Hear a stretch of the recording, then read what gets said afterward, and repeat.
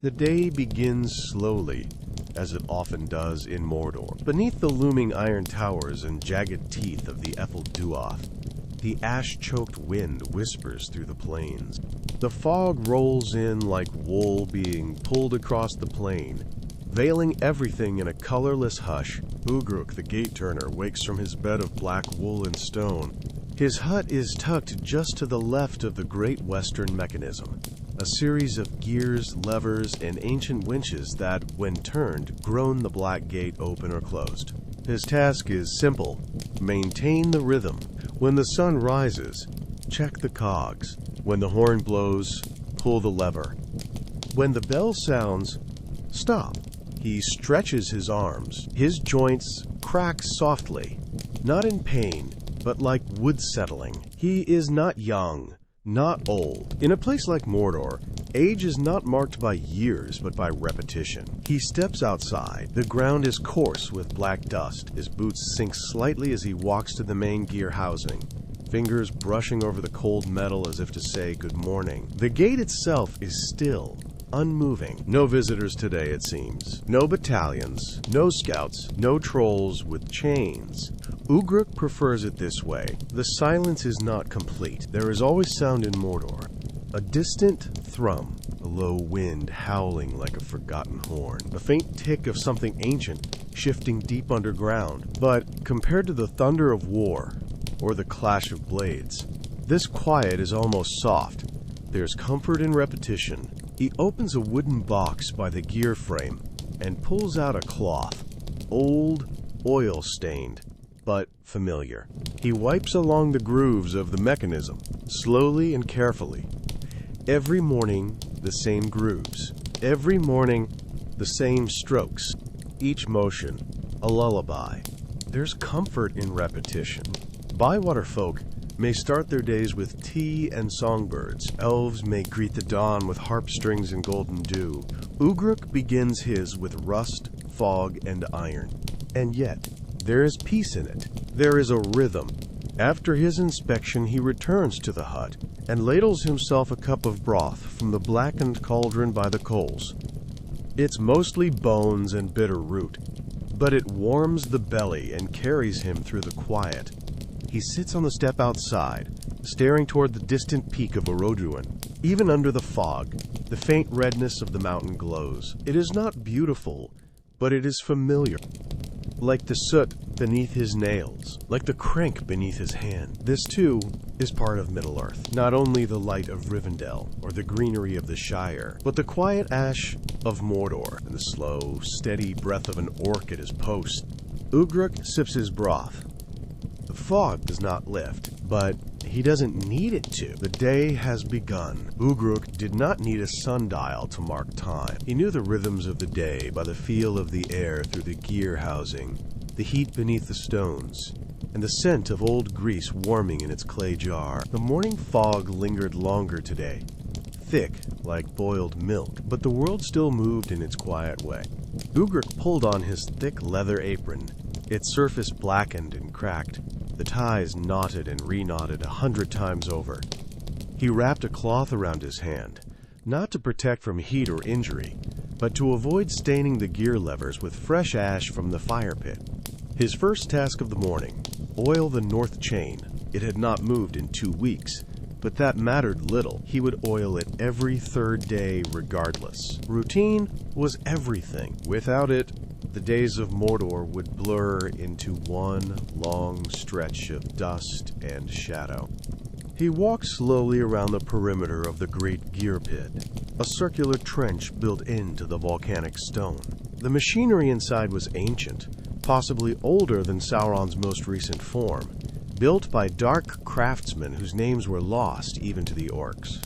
Yet it still worked, still turned, still groaned, still held its purpose.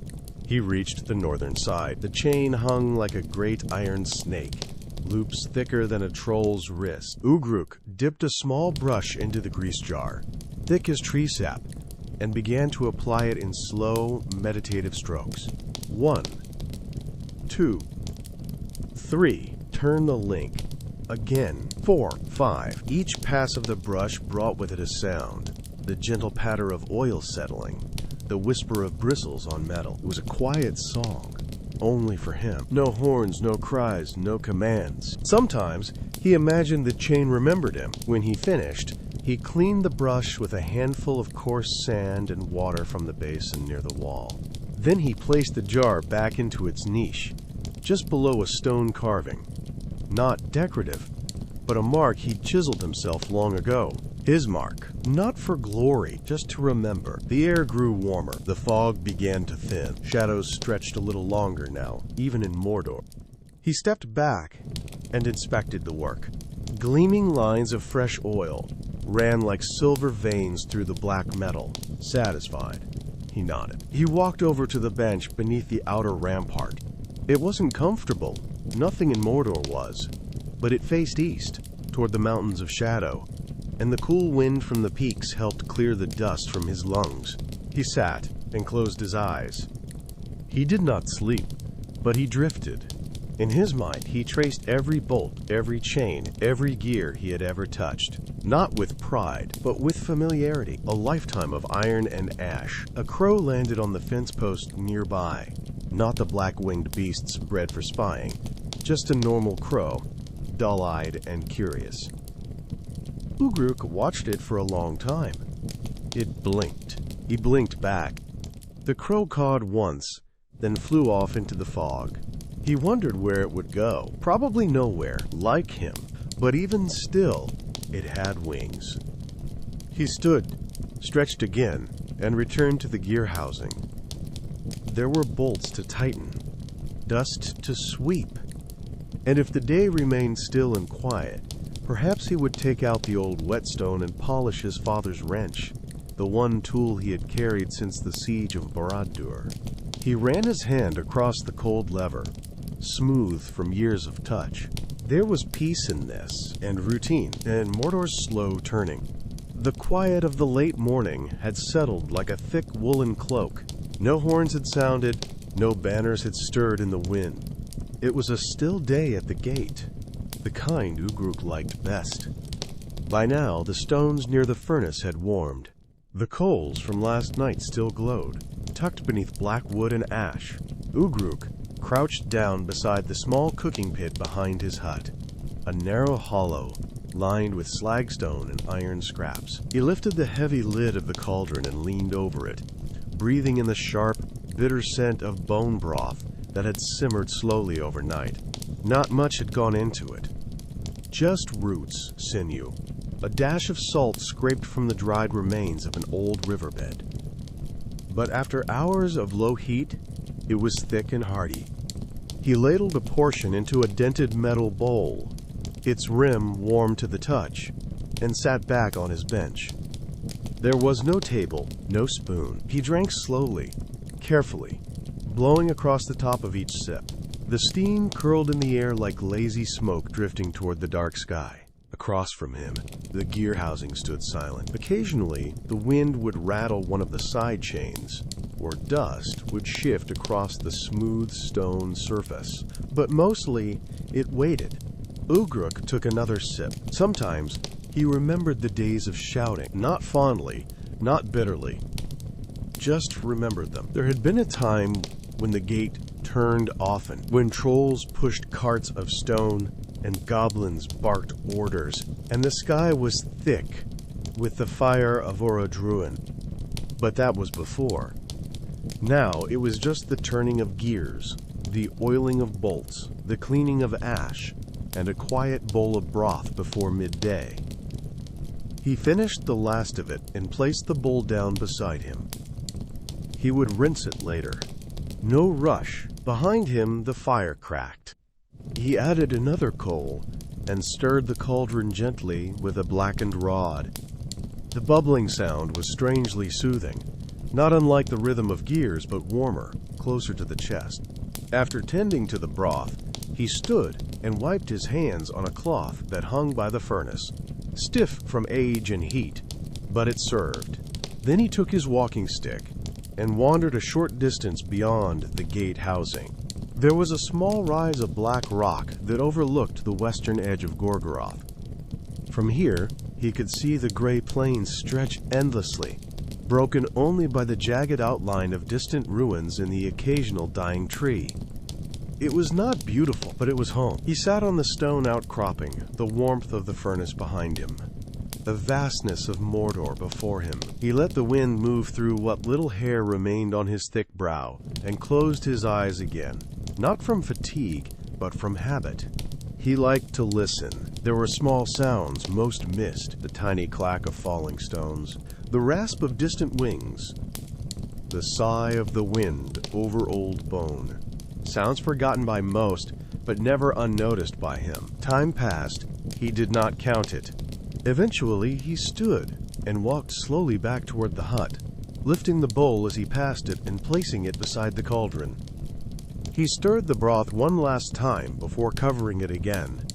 Then he sat by the furnace and rubbed at a bit of dried grease on his apron. The shadows were shifting. The day was beginning its slow turn toward evening. Still no horn. Still no orders. Good. Even in the heart of Mordor, where the land was scorched and the skies hung low with ash, there was a certain scent that Ugrúk had come to know intimately. The mingling aroma of rusted iron and cold volcanic stone. The Black Gate's mechanisms, vast and ancient, held this smell in every groove and crevice. It was the smell of years, decades, perhaps centuries, of unyielding metal, forged by dark hands and pressed against the relentless ash and wind. Ugrúk inhaled deeply as he stepped out from his hut. The morning air was heavy, but the familiar scent settled around him like an old cloak. He ran his hand over a large iron lever, cool and rough beneath his fingers, its surface mottled with orange and brown rust. He could feel the history in its cold, solid presence, a history not of glory or song, but of endurance and quiet vigilance. His movements were deliberate and slow.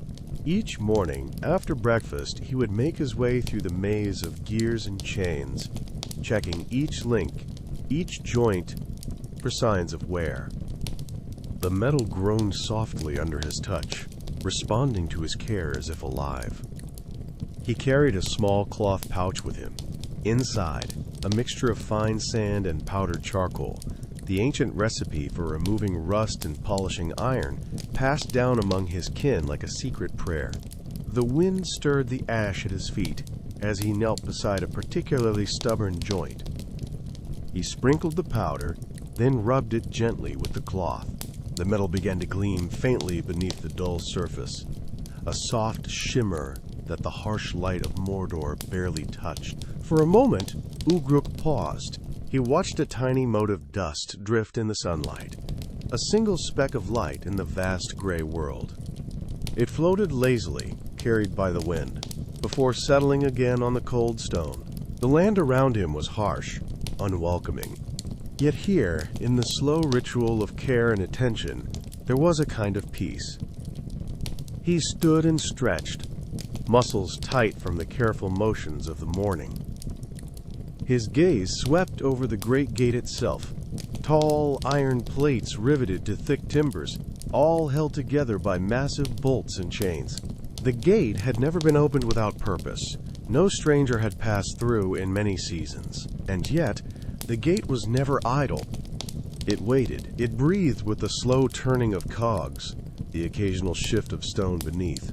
Ugrúk moved to the side and touched the cold stone wall, running his palm over the rough, pitted surface. It was older than memory, cooled by centuries of ash and shadow. In this place of smoke and silence, he was a quiet keeper. Not a warrior, not a hero, just a single orc, standing watch with the smell of rust and stone. He returned to his hut as the day waned, his hands darkened by dust and oil, but his heart strangely light. The sun had begun its slow descent behind the jagged peaks of the Duath, casting long shadows across the ashen plains. Ugrúk stood quietly beside the great gear housing, listening to the subtle symphony beneath the iron, the echoes that whispered through stone and metal, barely audible to most. Beneath the heavy plates and grinding cogs, deep in the bowels of the gate's machinery, the ancient workings stirred. The wind, funneled through narrow gaps, carrying soft groans and the faint rattle of moving parts. It was a language only the watchful could hear, a low, rhythmic murmur like the heartbeat of the land itself.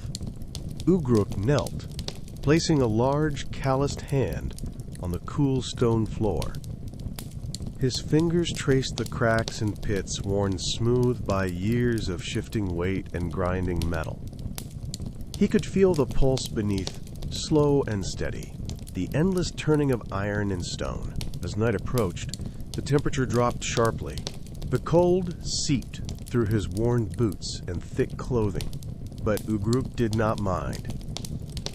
He welcomed the chill. It sharpened his senses and grounded him in the present moment. From somewhere deep within the gate's inner workings came a faint click, the settling of a bolt perhaps, or the gentle slide of a cog in place. It was a sound both reassuring and mysterious, a reminder that even in stillness, the world beneath was alive and moving.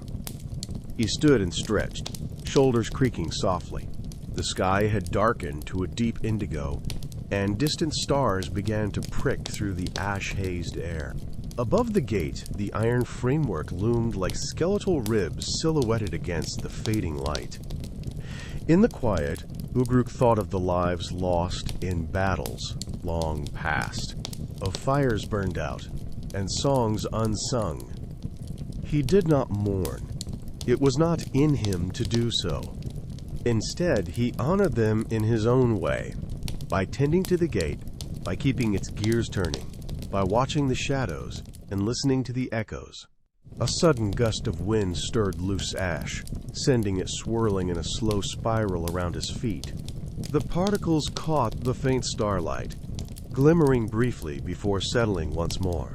Ugrúk closed his eyes and breathed deeply. The cool night air filled his lungs, carrying with it the scent of earth and iron and distant flame.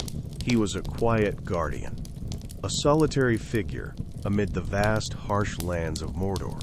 The gate might never open again, or it might swing wide at any moment, but either way, he would be here, turning the great wheels, listening to the echoes beneath the iron. Night deepened, the land rested, and so did he.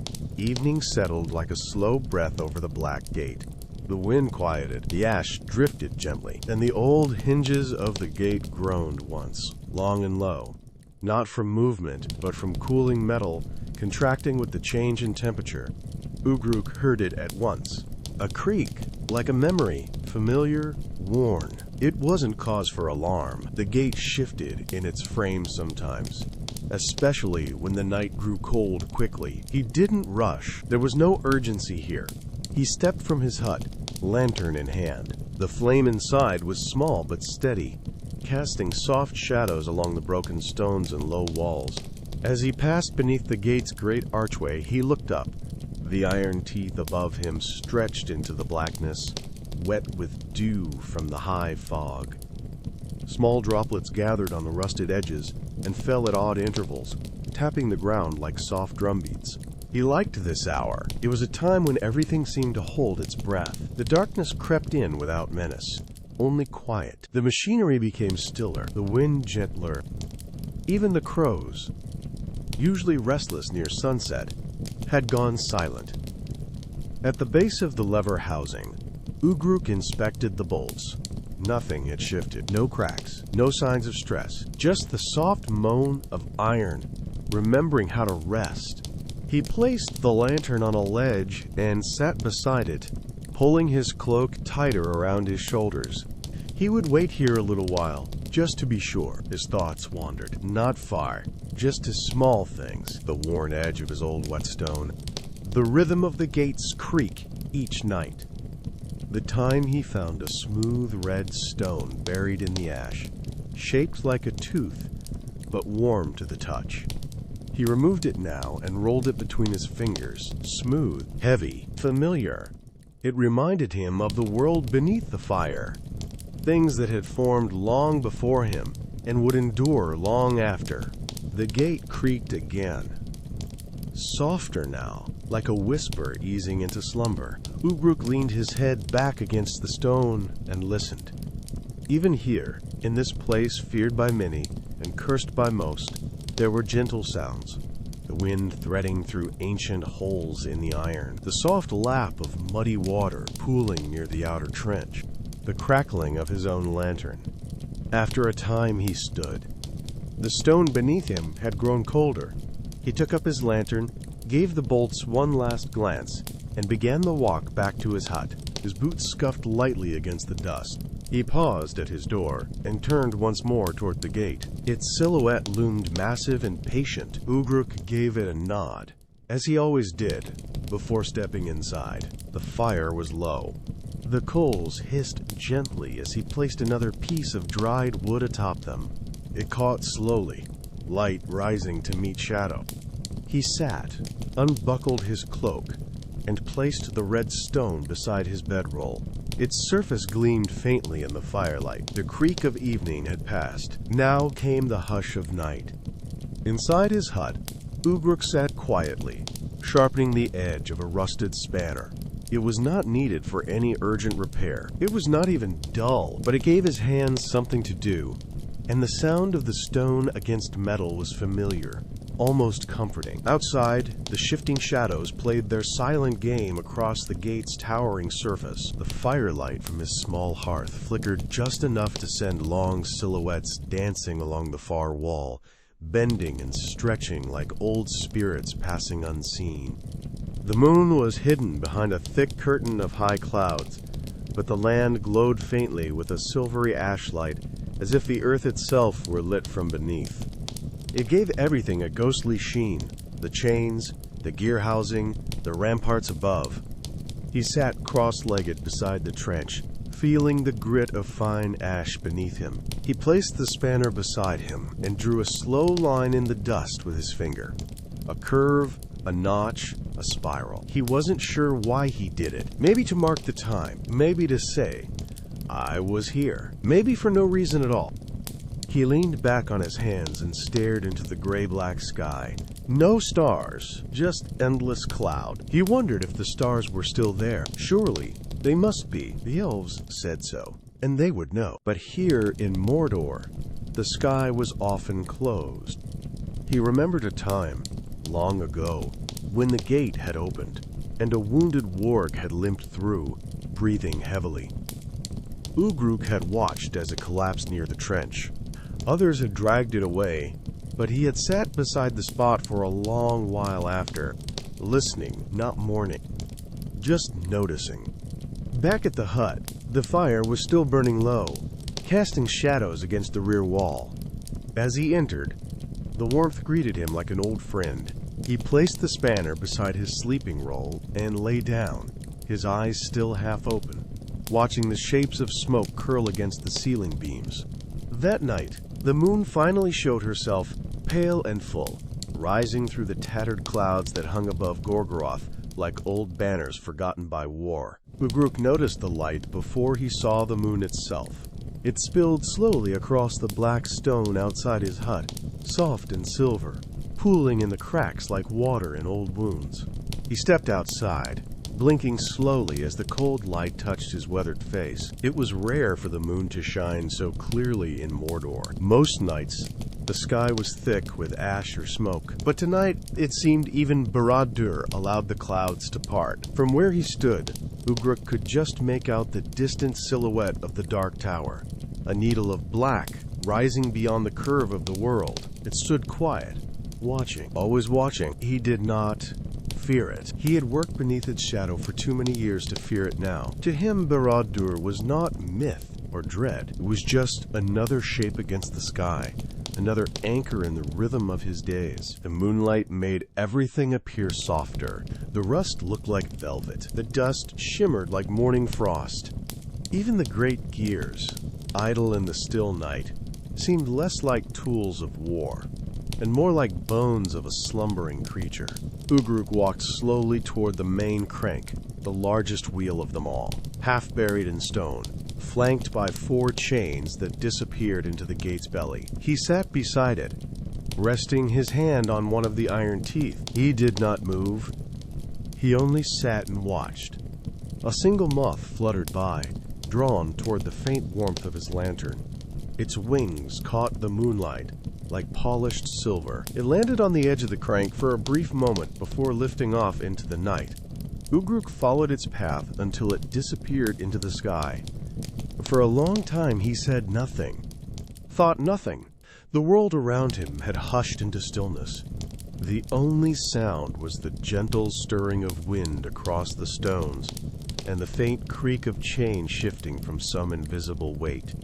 The stars began to emerge, scattered and dim. Most were veiled behind high clouds, but a few peeked through like shy eyes. He could not name them. That knowledge belonged to elves and men, but he recognized their quiet presence, and that was enough.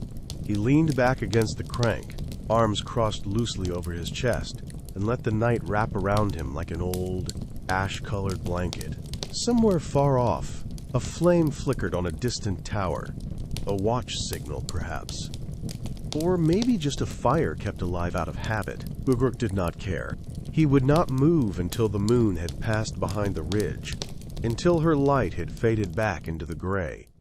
Only then would he return to his bedroll and rest his heavy limbs. The moon slid higher in the sky, and Mordor, for once, seemed calm. The chill of the night deepened, wrapping the land in a quiet stillness that settled like a soft blanket over the black gate. Ugrúk sat close to the small fire beside his hut, its orange glow a fragile beacon in the vast shadow of Mordor. The flames crackled gently, sending sparks drifting upward before vanishing into the ash-laden air. Ugrúk's hands hovered near the warmth, fingers slowly flexing and relaxing. The firelight played across his worn face, tracing every line and scar with a gentle tenderness. There were no songs here now, no voices raised in battle cries or celebrations. But sometimes, when the night was still, Ugrúk could almost hear the faint echo of ancient melodies, half-remembered tunes carried on the wind, whispers of a time before the darkness settled. He closed his eyes and let the sound wash over him, imagining distant halls filled with laughter and song, the light of torches flickering on stone walls far away. It was a world he had never known, but somehow held close. A breeze stirred the fire, causing the flames to dance and shadows to leap along the ground. Ugrúk watched the shapes move, tracing stories in the flickering light. Tales of forgotten friends, lost moments, and quiet hopes. He reached into the ashes beside the fire and pulled out a small, charred piece of wood, a keepsake from the last time he had tended a larger fire with others before the silence fell. He turned it gently between his fingers, feeling the rough grain beneath his calloused skin. The fire crackled again, and he tossed the wood back into the embers. The glow deepened, warm and steady. Ugrúk stayed by the fire until the embers had died down to a soft glow. He stood, stretched slowly, and looked out toward the distant horizon where the first hints of dawn were beginning to stir. The gate lay silent, waiting as always, and Ugrúk, keeper of its endless vigil, prepared to rest before the new day's slow turning. Before dawn, the world held its breath. The sky above Mordor was a deep indigo, studded with fading stars. The land lay silent, draped in the cool cloak of night, as if waiting for something gentle and inevitable to arrive. Ugrúk rose slowly from his bedroll, the cold air brushing against his skin. He stepped outside his hut and inhaled deeply. The sharp scent of volcanic stone mixed with ash and faint traces of smoke from distant fires. It was a scent he knew, as well as his own breath. The great iron gate before him stood still, vast and unmoving, its dark silhouette etched against the pale horizon. The gears lay quiet, their ancient teeth resting after a night of slow, patient waiting. From the east, a faint glow began to spread, soft, golden, and warm, the first light of Gorgoroth. It touched the cracked stones and rusty iron, turning black to bronze, cold ash to warm earth. Ugrúk watched as the sun's fingers stretched slowly across the land, illuminating the barren plains and casting long shadows behind jagged rocks. The air grew lighter, carrying the distant call of unseen birds and the whisper of a waking wind. Ugrúk stepped forward, his footsteps soft on the stone. He reached out and ran a hand over the largest gear, feeling the cool metal pulse beneath his fingers, a heartbeat as old as the land itself. He did not speak. He did not hurry. He only stood and watched the light deepen, letting the slow turning of day settle into his bones. Behind him, the black gate waited, ready for whatever the coming hours might bring. But for now, there was only this moment, the first light of Gorgoroth, the quiet beginning of a new day.